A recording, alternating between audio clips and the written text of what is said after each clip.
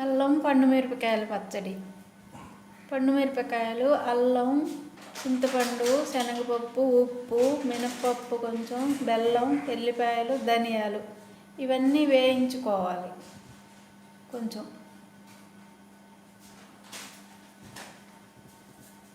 ఇడ్లీకి, దోశకి బాగుంటుంది. ఇది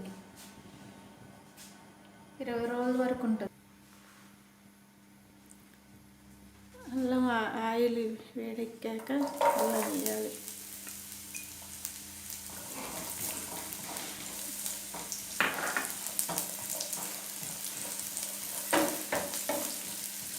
ఇది దోరగా వేయించుకోవాలి. అల్లము, మినపప్పు, శనగపప్పు, మెత్తటి మిర్చి, ధనియాలు, చింతపండు కొంచెం ఉడికించాలి పచ్చివాసన రాకుండా.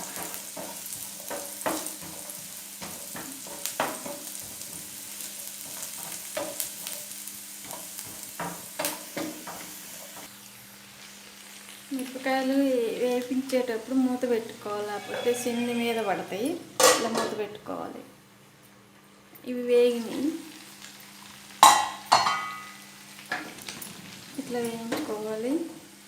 ఫస్ట్ మినప్పప్పు మిక్స్ చేసుకోవాలి. ఈ కలర్ వచ్చే వరకు వేయించుకొని, దోర కలర్, రెడ్ కలర్.